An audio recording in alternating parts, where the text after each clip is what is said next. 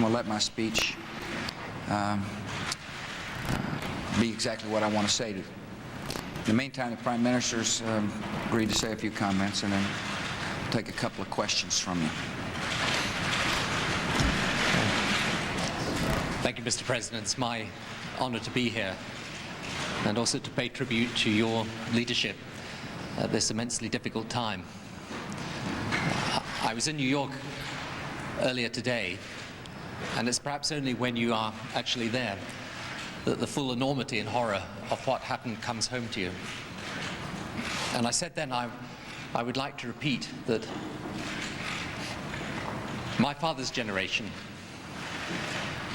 went through the experience of the Second World War when Britain was under attack during the days of the Blitz. And there was one nation and one people that above all stood side by side with us at that time. And that nation was America, and those people were the American people. And I say to you, we stand side by side with you now, without hesitation. This is a struggle that concerns us all, the whole of the democratic and civilized and free world. And we have to do two things very clearly. We have to bring to account those responsible, and then we have to set about at every single level, in every way that we can, dismantling the apparatus of terror and eradicating the evil of mass terrorism in our world. And I know that America and Britain and all our allies will stand united together in that task. And I give you, on behalf of our country, our solidarity, our sympathy, and our support. Thank you, sir. Prime Minister, have you discussed what Britain's involvement in any military action might be? Well, of course, we've discussed the full range of issues. Now is not the moment to go into the details of whatever response we make. But I think that you can be in no doubt at all of our determination to act, to make sure, as I say, that those responsible for this event are brought to account.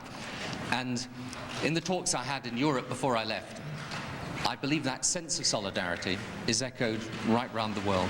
Prime Minister, how long are you prepared to go on supporting a full-scale war on terrorism? I believe we have to go on fighting terrorism as long as it takes. Because what happened on the 11th of September was, of course, a brutal and horrific attack on America. But it was a demonstration of what these people are capable of in any part of the world. And the important thing to realize is that there is no limit on what they would do that is moral. They have no regard for the sanctity of human life. They don't share the values of democracy or freedom or justice. The only limits on what they do are practical or technical. And that is why it is our duty, I believe this, it is our duty to take action to make sure that at every level we can, how these groups are financed, how they operate, how they move about, the weapons that they acquire at every single level, we have to take the action necessary to put an end to it. The President says tonight that countries have to choose between being with you or being with the terrorists. How many countries do you believe are making the choice of being with terrorists, and what are the consequences for countries still not sure which side they're on? Well, I just want to say this to you in conclusion to that question. I believe right round the world there is support for firm action now. And I believe the coalition of support for that action is growing. It is strengthening. It is not diminishing. And that is the impression that I've had from many of the conversations I've had with world leaders in all different parts of the world. Because this struggle is something that should unite people of all faiths, of all nations, of all democratic political persuasions. And I believe it will. Thank you. We got to go. Thank you all. With a simple "we got to go" and a pat on the back, the American president leads the British Prime Minister away. They're going to have a rather quick meal together, we're told, and then Prime Minister Blair will accompany the president at the Capitol tonight. He'll be up in what's called the Executive Gallery with a number of other VIPs and, frankly, some of the heroes that we have seen hatched in this nation out of sheer duty since September 11th. From one prime minister to a former prime minister of Israel, Benjamin Netanyahu is with us in our studio. Mr. Prime Minister, this is a time when America will find out who its true friends are around the world. Very much so. I think the battle lines have been drawn. From what I gather, President Bush is going to say tonight, he's going to say, you're either with us or against us in this battle, but there's no middle ground. He's absolutely right. And this was echoed by the eloquent words of Prime Minister Blair. And he said very clearly, we're with you. He also said something else which I think is important. This is going to be a tough battle. And at its most fundamental level, to succeed, it will have to go not against only the terrorists themselves, but against the states, the regimes, the terror regimes that make the terror network possible. You take away those regimes and the support they give the terrorists, and the whole scaffolding of international terrorism bites the dust. So you're going to have to take some tough action against states. That's more difficult. You have a target, but it's more difficult. I think that the true test will come, and perhaps some will not join right away. Perhaps the United States and a few democracies will have to go it alone in the beginning. But it's the right way. It's the only way. And I predict that if America stands on principle that absolutely nothing justifies terrorism and terrorist states will be given no quarter, then I think others will join it in the end. Do you worry about what they still have at their disposal? Do you worry about Prime Minister Blair's comment that they know no limits, their hatred knows no bounds? Yes, and absolutely. And I think that in this, you can see the danger of this strident, militant Islamic terrorism, which is at the heart of this terror network, and see how it's different, for example, from communism. Communism and militant Islam both shared irrational goals, that is, world domination. But the communists pursued their goal rationally, and every time they had to choose between their own survival and their ideology, they chose survival. They backed off in Cuba and elsewhere. The militant Islamists do not back off. They pursue an irrational goal irrationally. They produce suicide. You never saw communist suicides. Hordes of suicides, glorifying them, promising them an afterlife for their dastardly deeds, a wondrous paradise. So this is a pathological aspect of militant Islam that makes it so dangerous to the world. And when this pathology gets its hands on nuclear weapons, does anyone doubt that they would lob them at New York or at Washington or at London or anywhere? I think this is, as I call it, a wake-up call from hell. Now we have a simple choice, and I think Prime Minister Blair, and from what I gather, President Bush is going to put it very, very squarely tonight. We can either take action, collective action of the free societies to ward off this danger to our very survival, or we can press a collective snooze button. We can do a small thing, a partial thing, go away, but the problem isn't going to go away. It'll come back and threaten our very future. So I think that, from what I can gather, the leaders gathered here in Washington understand this. President Bush understands this. This is a call of history. This is the hinge of history. It's a turning point where we decide the course of human affairs, no less than that. And I have no doubt, from watching America, from watching New York, from watching the president, from watching leaders like Mayor Giuliani, from watching those firemen, from hearing the unbelievable stories of those Americans on that plane who took off. These are ordinary people. They got up and they overcame these people and they died. Yeah. But they saved a lot of people. This is the guts of America. This is the spirit of America. This is the courage of America that will lead the world to victory. What about the allies? My first question to you was that America is now going to find out who its friends are.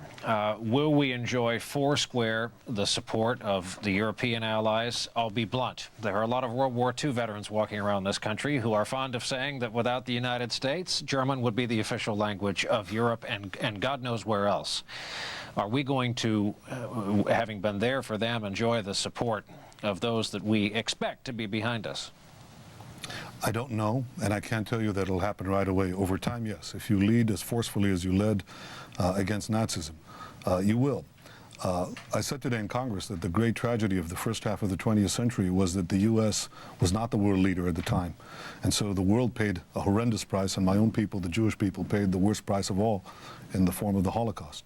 But it's been our great fortune that in the second half of this century and in the first half of the 20th century, in the first half of this new century, the U.S. is leading the world. And I have no doubt that it can muster a global attack, not of defense alone, but of offense against the terrorist states and the terrorist regimes that they sponsor. And this can be surmounted because the combined power of the terror network, that includes states like Iran, Iraq, Syria, the Palestinian enclave, and a few terrorist groups, and a few other regimes in the Middle East, is far less, their power, their combined power is far less than the power of Nazi Germany. And it came from nowhere. That it did. We're seeing the Attorney General, so many of the faces that have become familiar to all of us in the last few days. Attorney General John Ashcroft, we just caught a quick glimpse right there at the top part of the screen. Secretary of Defense Donald Rumsfeld. These are people who are holding daily briefings that are being carried live on television, on CNN and other networks. We want to take a moment just to welcome viewers from the WB Network who are joining our broadcast tonight. We're glad to have you with us as we go along for the President's address. Watching all this, our congressional correspondent, Jonathan Karl. John, there aren't many members of Congress who are going to be missing the President's remarks tonight. Well, as a matter of fact, there is one who will be, and that is Representative Dick Armey, the majority leader for the Republicans in the House of Representatives. As an extraordinary security precaution, the Speaker of the House has asked Mr. Armey to stay behind at a secure location. Again, a measure of the security here. You also hear helicopters circling the Capitol. This may be the most secure location in the country right now, given that basically the entire U.S. government is assembled in that building. Judy, one thing that's going to be very interesting is immediately following this, Trent Lott and Tom Daschle, the Democratic and Republican leaders of the Senate, will sit down together and offer their reaction to what the President said. That's something that we've really never seen before in a presidential address. And Jonathan, we're understanding they're calling it not a response, but a reaction, and we're told it's going to be very brief. It's going to be about 5 or 6 minutes, and it's really going to be an affirmation of what the President has said, and perhaps more important than anything they actually say in those 5 or 6 minutes will be the mere picture of them sitting there side by side, the Democrat and the Republican that were basically at each other's throats just more than a week ago before this attack, now working together with this President to give him every tool he could possibly get to fight terrorism. The President is making his way now to the chamber. He'll be announced briefly. You see the Speaker of the House on the podium, and in that spot where Robert Byrd is standing, Senator Byrd, is where the Vice President would normally sit in a moment like this. But as we said, for reasons of security, he is somewhere else. This is a chamber where there have been, up until 8 or 9 days ago, daily arguments, daily debate between Democrats and Republicans. President about to enter and be announced.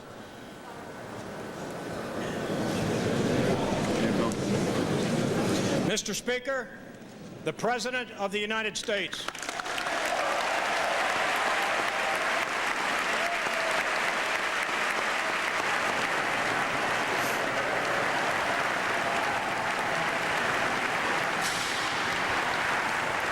You know, there's an expression, rise to the occasion, and I think it's fair to say that whatever this President says tonight will be well received by the people in that chamber.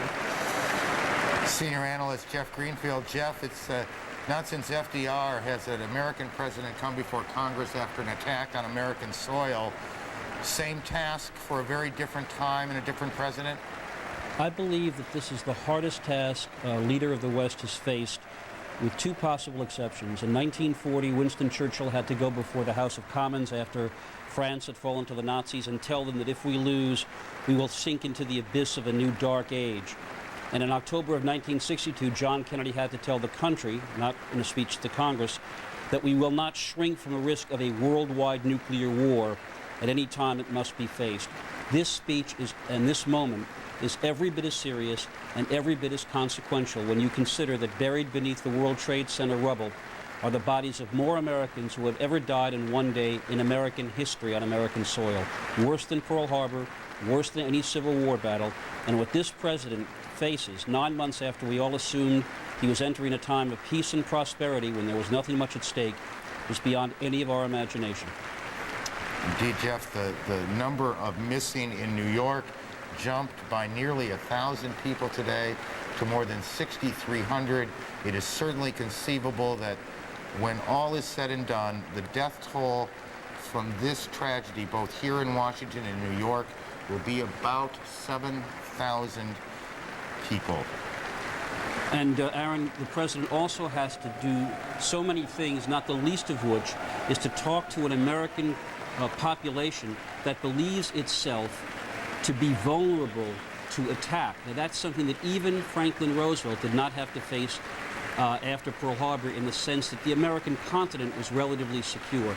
So when you realize the burden on George W. Bush's shoulders compared to what we thought this administration and this decade would be like, as I say, it is beyond, almost beyond comprehension.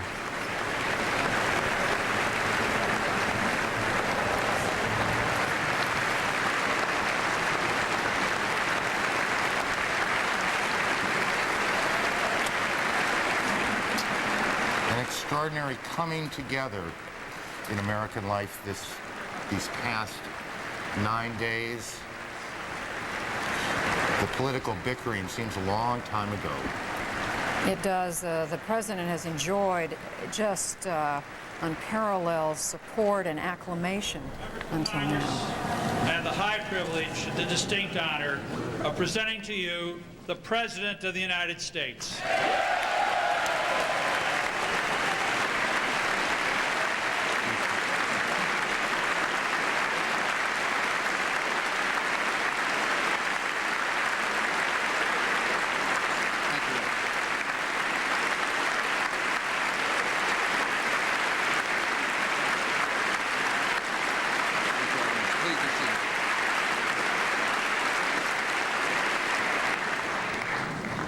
Mr. Speaker, Mr. President pro tempore,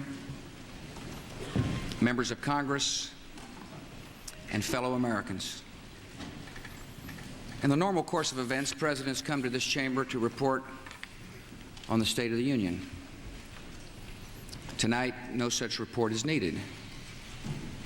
It has already been delivered by the American people. We have seen it in the courage of passengers who rushed terrorists to save others on the ground. Passengers like an exceptional man named Todd Beamer.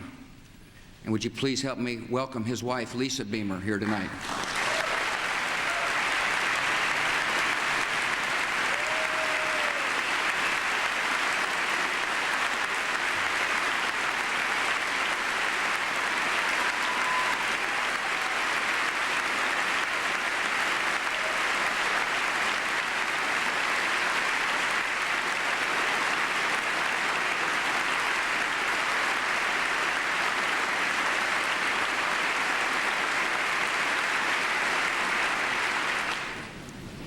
We have seen the state of our union in the endurance of rescuers working past exhaustion.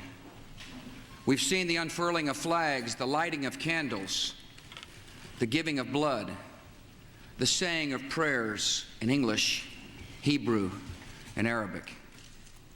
We have seen the decency of a loving and giving people who have made the grief of strangers their own. My fellow citizens, for the last 9 days, the entire world has seen for itself the state of our union, and it is strong.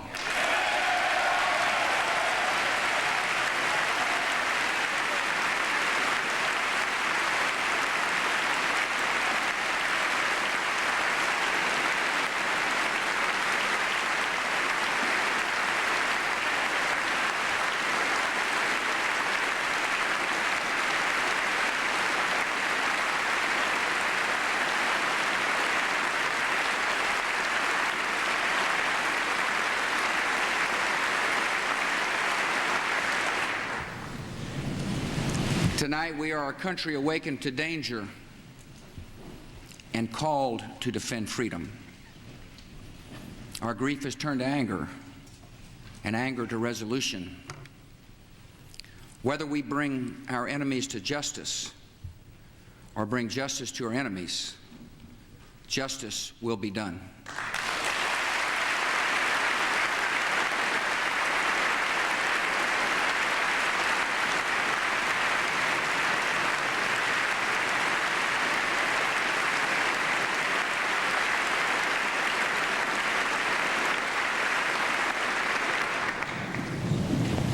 I thank the Congress for its leadership at such an important time.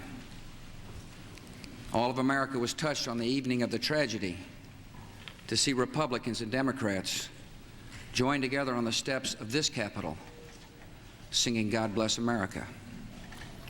And you did more than sing. You acted by delivering $40 billion to rebuild our communities and meet the needs of our military. Speaker Hastert, Minority Leader Gephardt, Majority Leader Daschle, and Senator Lott, I thank you for your friendship, for your leadership, and for your service to our country.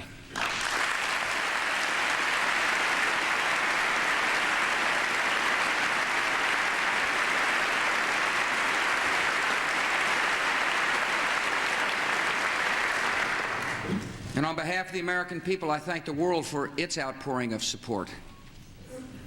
America will never forget the sounds of our national anthem playing at Buckingham Palace, on the streets of Paris, and at Berlin's Brandenburg Gate. We will not forget South Korean children gathering to pray outside our embassy in Seoul, or the prayers of sympathy offered at a mosque in Cairo. We will not forget moments of silence and days of mourning in Australia and Africa and Latin America. Nor will we forget the citizens of 80 other nations who died with our own. Dozens of Pakistanis, more than 130 Israelis, more than 250 citizens of India, men and women from El Salvador, Iran, Mexico, and Japan, and hundreds of British citizens. America has no truer friend than Great Britain.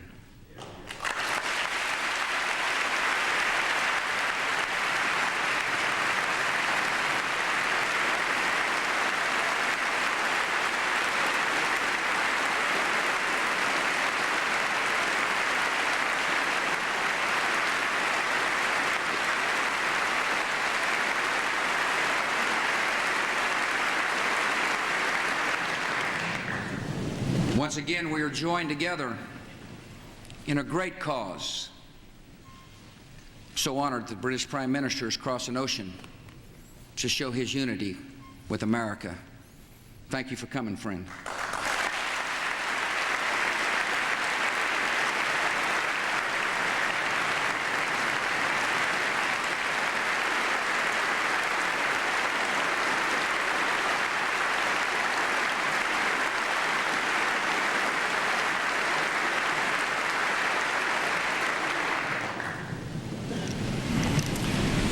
On September the 11th, enemies of freedom committed an act of war against our country. Americans have known wars, but for the past 136 years, they have been wars on foreign soil, except for one Sunday in 1941. Americans have known the casualties of war, but not at the center of a great city on a peaceful morning. Americans have known surprise attacks, but never before on thousands of civilians. All of this was brought upon us in a single day, and night fell on a different world, a world where freedom itself is under attack. Americans have many questions tonight. Americans are asking, who attacked our country? The evidence we have gathered all points to a collection of loosely affiliated terrorist organizations known as Al-Qaeda. They are some of the murderers indicted for bombing American embassies in Tanzania and Kenya, and responsible for bombing the USS Cole. Al-Qaeda is to terror what the mafia is to crime, but its goal is not making money. Its goal is remaking the world and imposing its radical beliefs on people everywhere.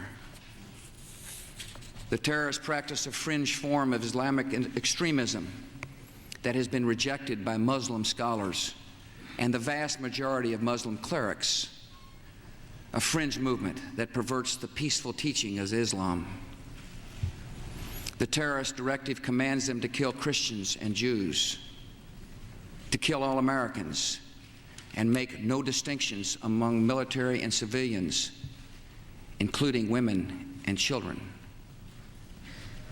This group and its leader, a person named Osama bin Laden, are linked to many other organizations in different countries, including the Egyptian Islamic Jihad and the Islamic movement of Uzbekistan.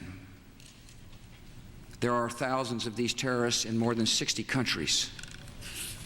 They are recruited from their own nations and neighborhoods and brought to camps in places like Afghanistan, where they are trained in the tactics of terror. They are sent back to their homes or sent to hide in countries around the world to plot evil and destruction. The leadership of Al-Qaeda has great influence in Afghanistan and supports the Taliban regime in controlling most of that country. In Afghanistan, we see Al-Qaeda's vision for the world. Afghanistan's people have been brutalized. Many are starving, and many have fled. Women are not allowed to attend school. You can be jailed for owning a television. Religion can be practiced only as their leaders dictate. A man can be jailed in Afghanistan if his beard is not long enough. The United States respects the people of Afghanistan. After all, we are currently its largest source of humanitarian aid, but we condemn the Taliban regime.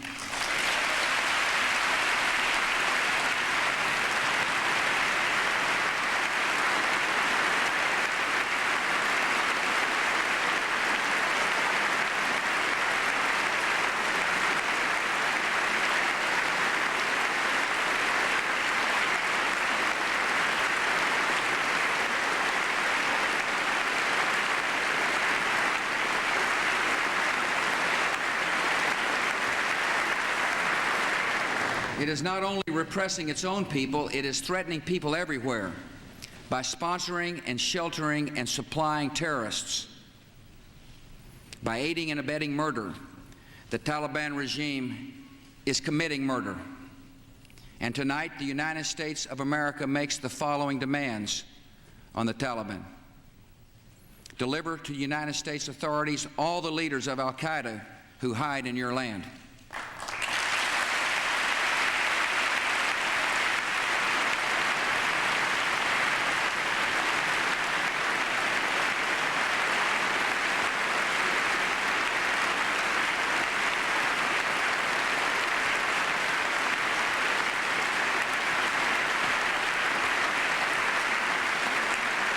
Release all foreign nationals, including American citizens you have unjustly imprisoned. Protect foreign journalists, diplomats, and aid workers in your country. Close immediately and permanently every terrorist training camp in Afghanistan and hand over every terrorist and every person in their support structure to appropriate authorities.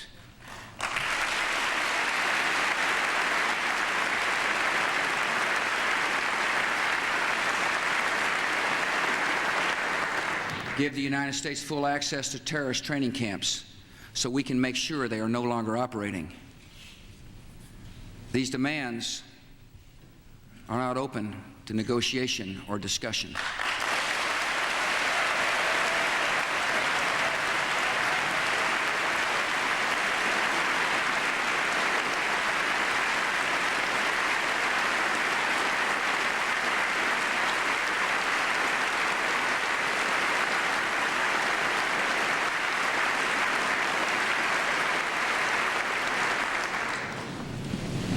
The Taliban must act and act immediately. They will hand over the terrorists where they will share in their fate. I also want to speak tonight directly to Muslims throughout the world. We respect your faith. It's practiced freely by many millions of Americans and by millions more in countries that America counts as friends.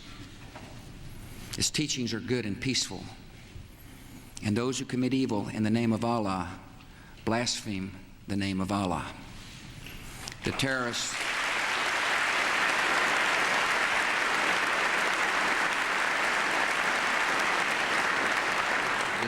are traitors to their own faith, trying in effect to hijack Islam itself. The enemy of America is not our many Muslim friends. It is not our many Arab friends. Our enemy is a radical network of terrorists and every government that supports them.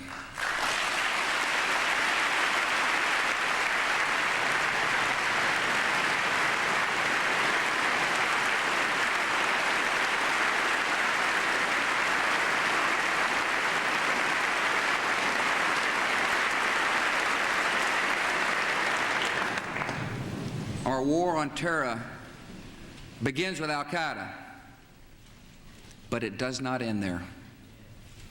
It will not end until every terrorist group of global reach has been found, stopped, and defeated.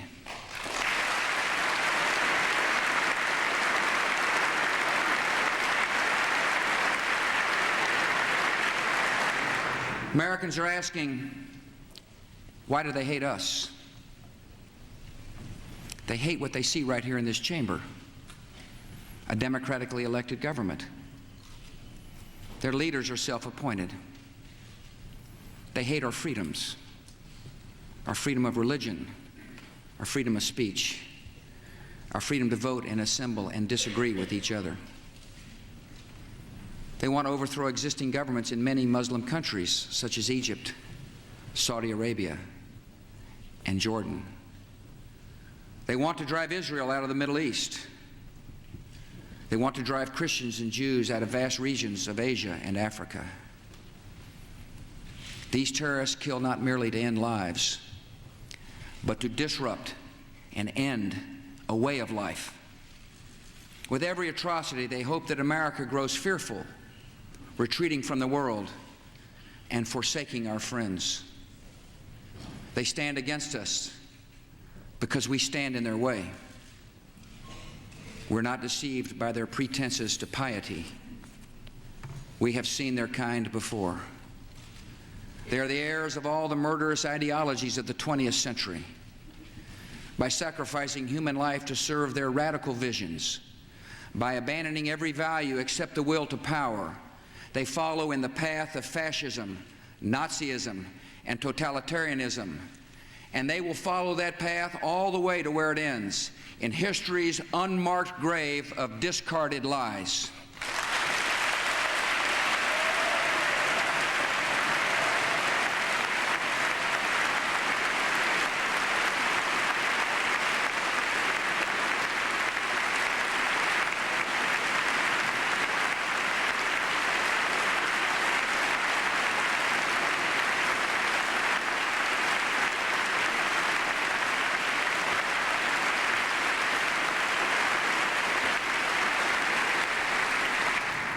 Americans are asking, how will we fight and win this war? We will direct every resource at our command, every means of diplomacy, every tool of intelligence, every instrument of law enforcement, every financial influence, and every necessary weapon of war to the disruption and to the defeat of the global terror network. Now, this war will not be like the war against Iraq a decade ago, with a decisive liberation of territory and a swift conclusion. It will not look like the air war above Kosovo 2 years ago, where no ground troops were used and not a single American was lost in combat. Our response involves far more than instant retaliation and isolated strikes. Americans should not expect one battle, but a lengthy campaign unlike any other we have ever seen. It may include dramatic strikes visible on TV and covert operations, secret even in success. We will starve terrorists of funding, turn them one against another, drive them from place to place until there is no refuge or no rest. And we will pursue nations that provide aid or safe haven to terrorism. Every nation in every region now has a decision to make. Either you are with us or you are with the terrorists.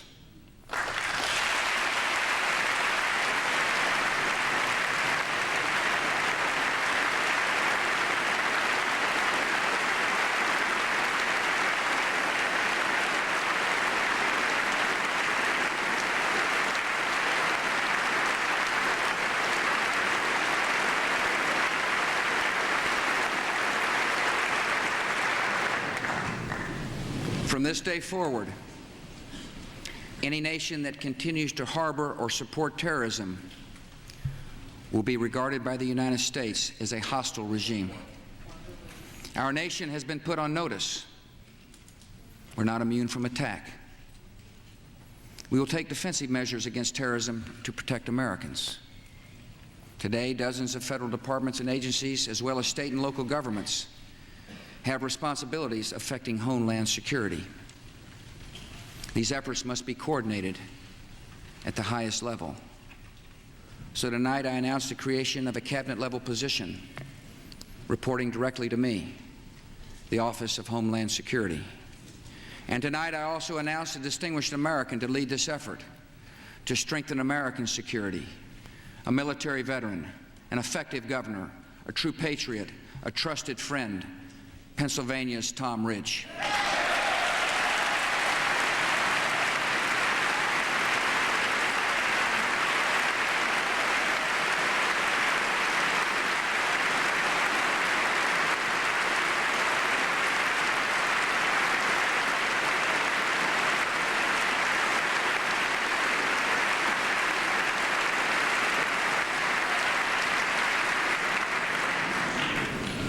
He will lead, oversee, and coordinate a comprehensive national strategy to safeguard our country against terrorism and respond to any attacks that may come. These measures are essential. The only way to defeat terrorism as a threat to our way of life is to stop it, eliminate it, and destroy it where it grows.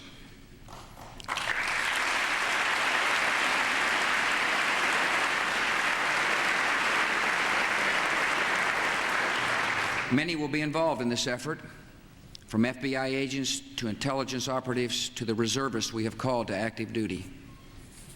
All deserve our thanks, and all have our prayers. And tonight, a few miles from the damaged Pentagon, I have a message for our military. Be ready. I've called the armed forces to alert, and there is a reason. The hour is coming when America will act, and you will make us proud.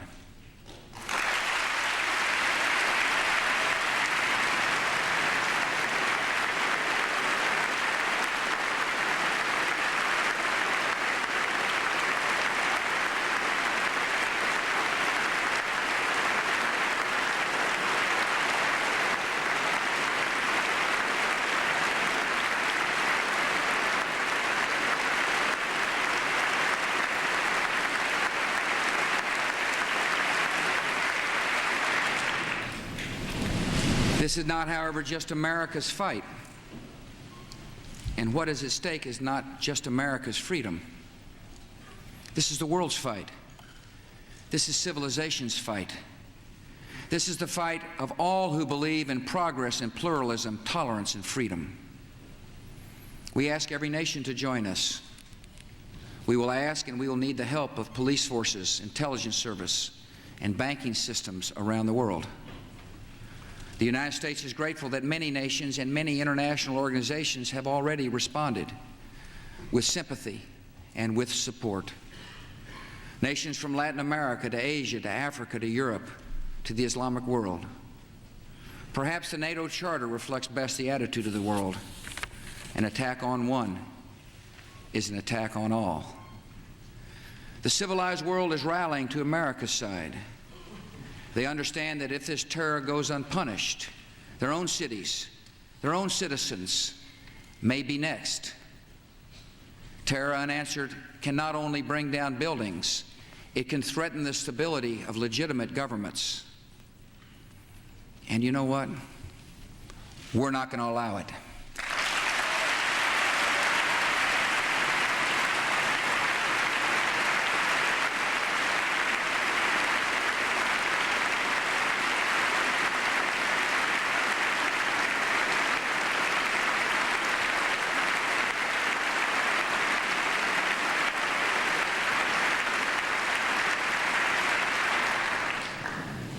Americans are asking what is expected of us. I ask you to live your lives and hug your children. I know many citizens have fears tonight, and I ask you to be calm and resolute, even in the face of a continuing threat. I ask you to uphold the values of America and remember why so many have come here.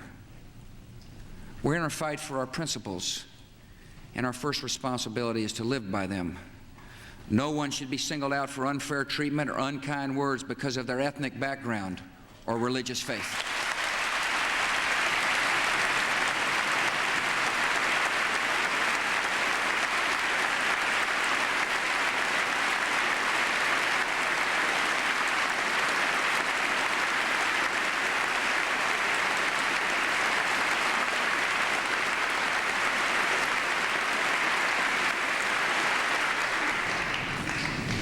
I ask you to continue to support the victims of this tragedy with your contributions. Those who want to give can go to a central source of information, libertyunites.org, to find the names of groups providing direct help in New York, Pennsylvania, and Virginia. The thousands of FBI agents who are now at work in this investigation may need your cooperation, and I ask you to give it. I ask for your patience with the delays and inconveniences that may accompany tighter security, and for your patience in what will be a long struggle. I ask your continued participation and confidence in the American economy. Terrorists attacked a symbol of American prosperity. They did not touch its source. America is successful because of the hard work and creativity and enterprise of our people. These were the true strengths of our economy before September 11th, and they are our strengths today.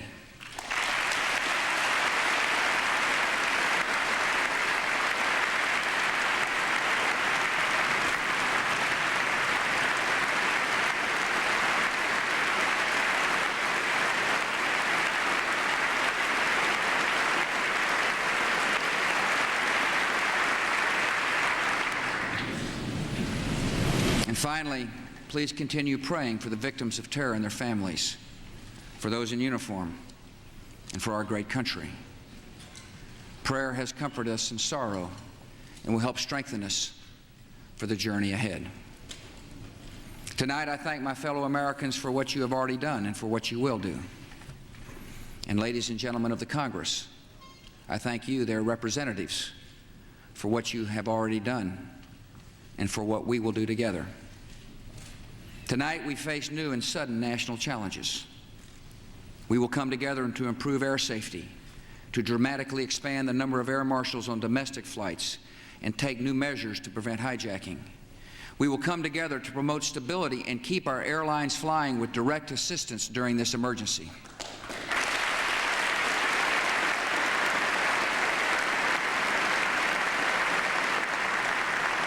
We will come together to give law enforcement the additional tools it needs to track down terror here at home.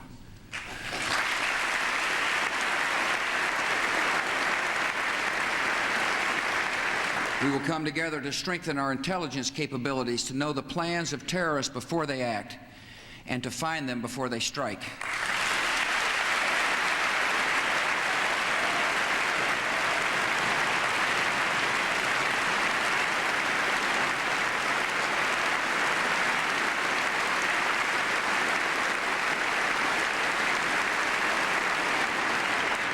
We will come together to take active steps that strengthen America's economy and put our people back to work.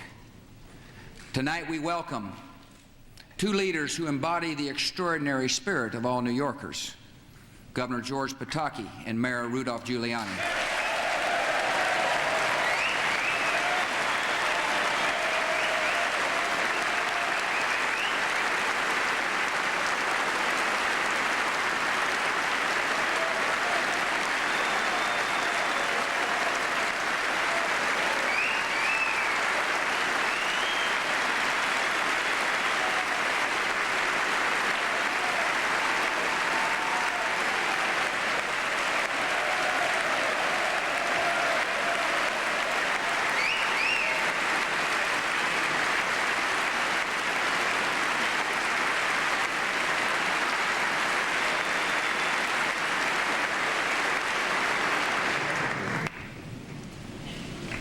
As a symbol of America's resolve, my administration will work with Congress and these two leaders to show the world that we will rebuild New York City.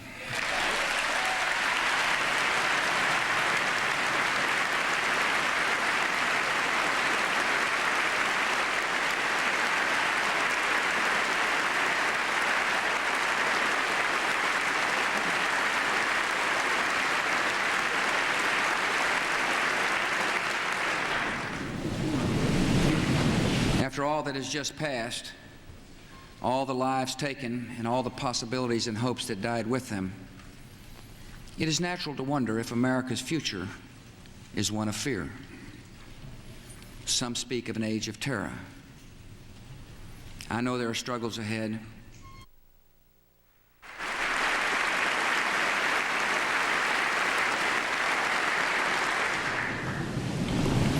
Great harm has been done to us.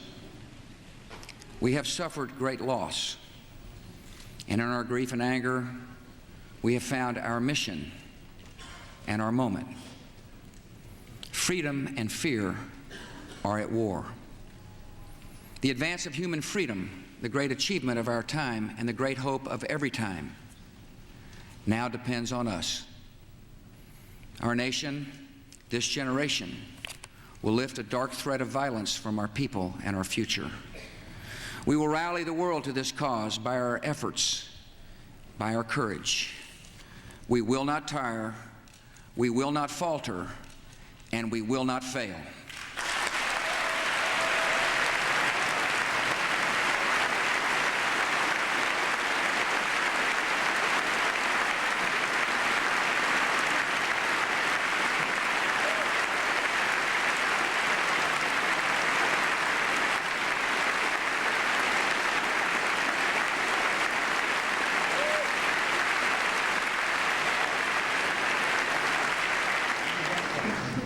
It is my hope that in the months and years ahead, life will return almost to normal. We'll go back to our lives and routines, and that is good. Even grief recedes with time and grace. But our resolve must not pass. Each of us will remember what happened that day and to whom it happened. We'll remember the moment the news came, where we were, and what we were doing. Some will remember an image of a fire or a story of rescue. Some will carry memories of a face and a voice gone forever. And I will carry this. It is the police shield of a man named George Howard, who died at the World Trade Center trying to save others. It was given to me by his mom, Arlene, as a proud memorial to her son. It is my reminder of lives that ended in a task that does not end.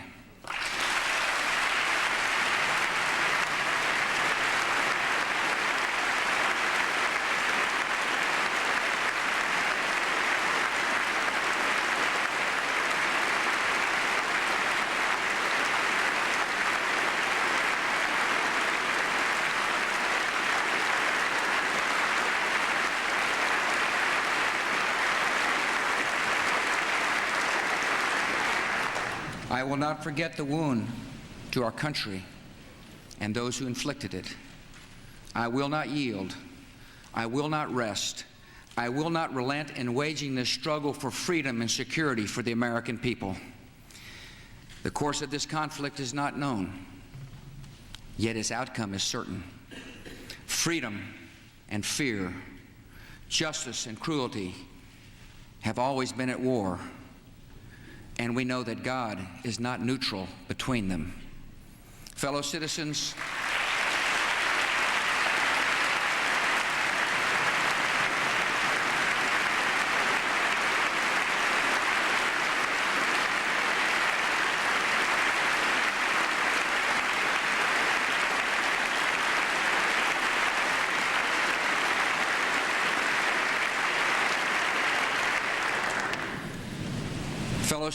we'll meet violence with patient justice, assured of the rightness of our cause and confident of the victories to come. In all that lies before us, may God grant us wisdom, and may He watch over the United States of America. Thank you.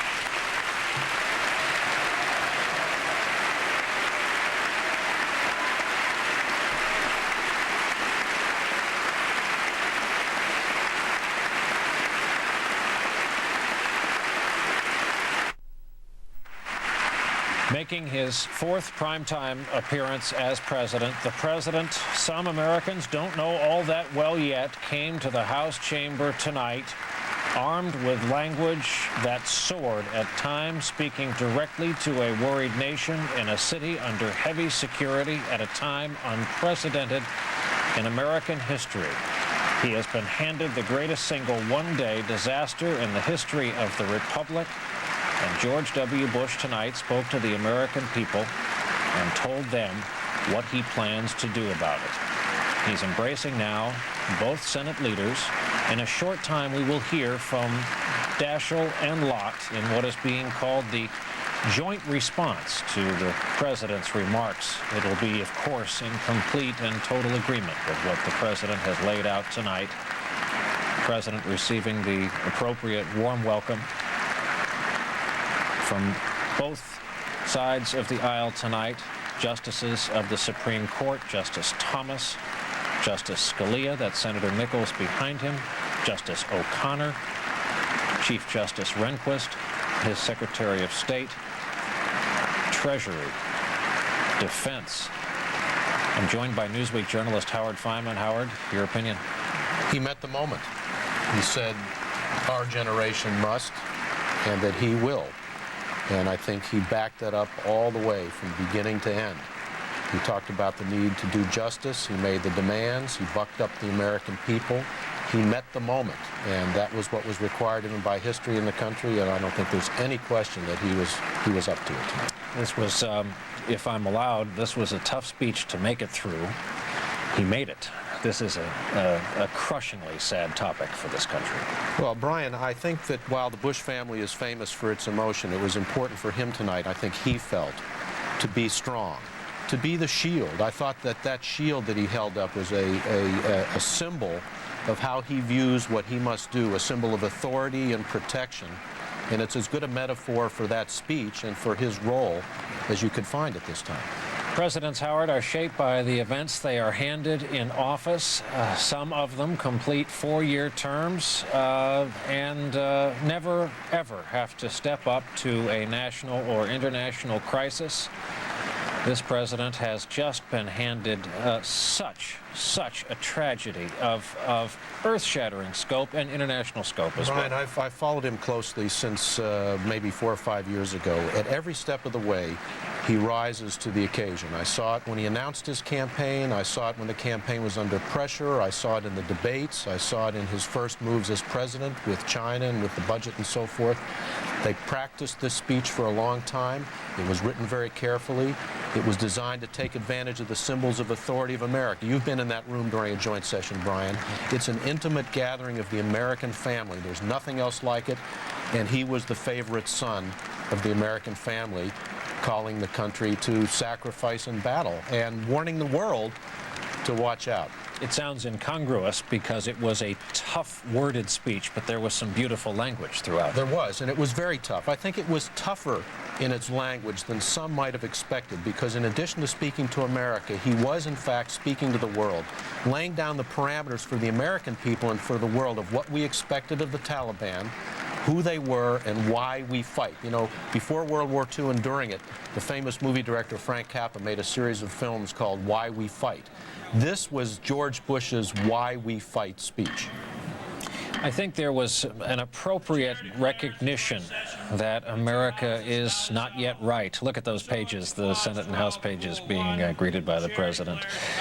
America's not yet right, and when the president said, live your lives, hug your children, when the president reassured the American people, the outcome is certain, those were powerful moments. Well, that's very important, Brian, because I think the American people are in an uncertain place now. They've been through the fury, they've been through the immediate reaction of patriotism and raising in flags. They needed to be told that this is a long struggle, and the president did that, but he did it in an upbeat way, saying that liberty will triumph, and that is absolutely crucial to the long-range goal that he has to pursue. Again, to our viewers, right now, Trent Lott and Tom Daschle are making their way to a small room off the floor of the House. And when this is a State of the Union address, we are used to the leader of the opposition party telling the American television audience that everything the president just said was wrong. Tonight we are going to hear a Democrat and a Republican tell us that everything the president just said was absolutely right. It is a time of, I don't think it is hyperbole to call it Howard National Emergency, because this nation's military, members of which already are en route, the president announced to them, the hour is coming when you will act. This nation is about to become a world military player, the likes of which we haven't seen. Well, the Senate leaders decided on their way back from New York today, I was told by one of their aides that they were so overcome by the emotion of seeing Ground Zero of the World Trade Center. They said, if we do anything tonight, let's do it together. That's unprecedented and not easy to ignore, and important, because even though the president was embraced in the well of the House there, it doesn't hurt at this time for any symbol of unity to be put forth, and that's what they're going to do. And but the main focus, obviously, is the president. And I think the key question was whether he could rally people tonight, and he did. Ministers Lott and Daschle have been at each other in the past. Tonight, they're allies. Here they are. Earlier today, about 40 members of the Senate, Republicans and Democrats, visited Ground Zero in New York. It is impossible to describe the utter devastation and the feeling you get standing among the ruins. I always thought that seeing the Twin Towers rising above New York was an inspiring sight. But today we saw something even more inspiring. We met some of the firefighters, the rescue workers, who continue to comb through the wreckage. We talked with survivors and family members. We saw men and women going back to work, children going back to school, people going on about their daily lives with incredible courage, refusing to be cowed by terror. If the people of New York and New Jersey can do that, surely the rest of us can do what President Bush is asking of us. Tonight, the president asked for our unity. He asked for our support. He asked for our patience. We want President Bush to know, we want the world to know that he can depend on us. We will take up the president's initiatives with speed.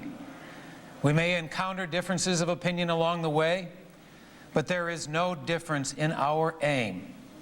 We are resolved to work together, not as Democrats or Republicans, but as Americans. We will do whatever is needed to protect our nation. Nothing is more urgent. I commend the President for the work he has done in rallying the world. We are grateful to the many nations who are standing with us tonight. Together we will defeat this most insidious of threats. We will be fierce in the defense of our ideals. We will not sacrifice the freedoms that have sustained this nation for more than 2 centuries. We must not punish entire groups for the actions of a misguided few. Just as we are united tonight against terrorism, so too must we be united against the acts of hatred towards innocent Arab Americans and Muslims and all of those who have come to our country seeking opportunity. Hardship and heartbreak are not new to us. We Americans have endured great challenge and struggle, yet none has ever broken us. Our greatness in times of trouble is what distinguishes us as a nation. Tonight, the President has called us again to greatness, and tonight, we answer that call.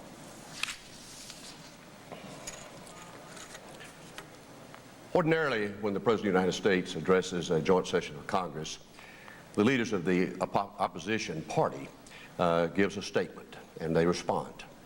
Tonight, there is no opposition party. We stand here united, not as Republicans and Democrats, not as Southerners or Westerners or Midwesterners or Easterners, but as Americans. I guess there are those in the world that thought this would pull us apart. We would start blaming each other and we wouldn't come to each other's aid. Well, we saw it in New York City today. Firemen and policemen and volunteers, men and women from all over America and other countries were there together, working to recover from this horrible, horrible incident. There's been a lot of sorrow, a lot of tears. We've all grieved together because it was not New Yorkers or Pennsylvanians or Virginians or military men and women or these volunteers that lost their lives. It was all of us. We've all suffered. But now we must pull together. The Congress has already started to acting in concert with this President of the United States. Tonight, he gave us a call to action. He said all the right things. He reached out to those that are grieving. He gave a challenge to us here in America. He asked for our patience. And he told those that would heap terror on America and the world that we will not stand for that. We will fight for freedom here at home and all around the world. Some people say maybe we're waving the red, white, and blue and the flag too much on our cars and on our homes and in our businesses and in our schools. It's not just about the flag. It's about those that died. It's about those that are going to fight for freedom and to stop this reign of terror. It's one way we can embrace those that have gone and those that are going to do the right thing. It's not a trite phrase, and I've heard it all over America this last week. We are together, and we ask that God bless America.